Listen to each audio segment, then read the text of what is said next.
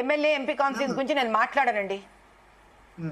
పాత బస్తీలో 7 ఎమ్మెల్యే నియోజకవర్గాలలో ఒక ఎంపీ నియోజకవర్గమైన పాత బస్తీ హైదరాబాదులో ఎవ్వరూ పోలింగ్ ఆఫీసర్స్ బీజేపీకి సపోర్ట్ చేయరు. ఫస్ట్ పాయింట్, బీజేపీకి ఎందుకు, ఎంఐఎం కి ఎందుకు, కాంగ్రెస్ కి ఎందుకు, ఎవరికైనా ఎందుకు సపోర్ట్ చేయాలండి? మీ పని మీరు చేసుకుంటూ వెళ్ళాలి. ఏ పార్టీకి ఎందుకు సపోర్ట్ చేయాలి? నేను అనేది అక్కడ హిందూ వాళ్ళ ఎవరికి పడదా, పోలింగ్ స్టాఫ్ గా పడదా?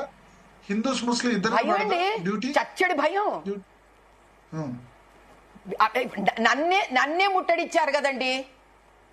మీరు చూసారా మొగల్పురా చౌరస్తాలో అటువంటి ఒక ఓటరు, ఒక పోలింగ్ ఆఫీసరు ఇంటికి వెళ్ళొద్దా అండి? వాళ్ళకి పెళ్ళాం పిల్లలు ఉండరా?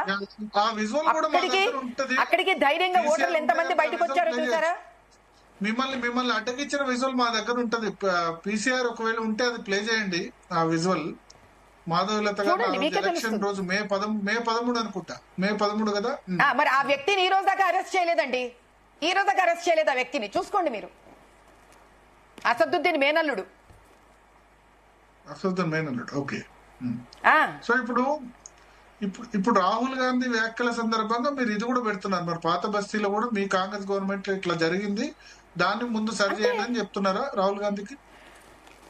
ఆయన అంతే ఒకటే మాట అంటున్నా. ఎందుకు ఊరికి ఎలక్షన్ కమిషన్ గురించి సంవత్సరం తర్వాత మాట్లాడుతున్నావయ్యా? నీ గవర్నమెంట్ ఎలక్షన్ జరిగే రోజే ఇంత భయంకరంగా ప్రవర్తిస్తే, దుర్మానుషంగా ఇంత ప్రవర్తిస్తే, నేను ఎలిగెత్తి బాధపడి చెప్పుకుంటూ ఉంటే ఆ రోజు నీకు వినిపించలే. మన చోలో సీసం పోసుకున్నాడేమో పెద్ద ఆయన. సంవత్సరం అయిన తర్వాత ఈరోజు ప్రెస్ మీట్ పెట్టి ఏదో మాట్లాడుతున్నాడు. ఎందుకని? బాయ్. అంటే ఇప్పుడు ఒకటి ఆ బోగస్ ఓటింగ్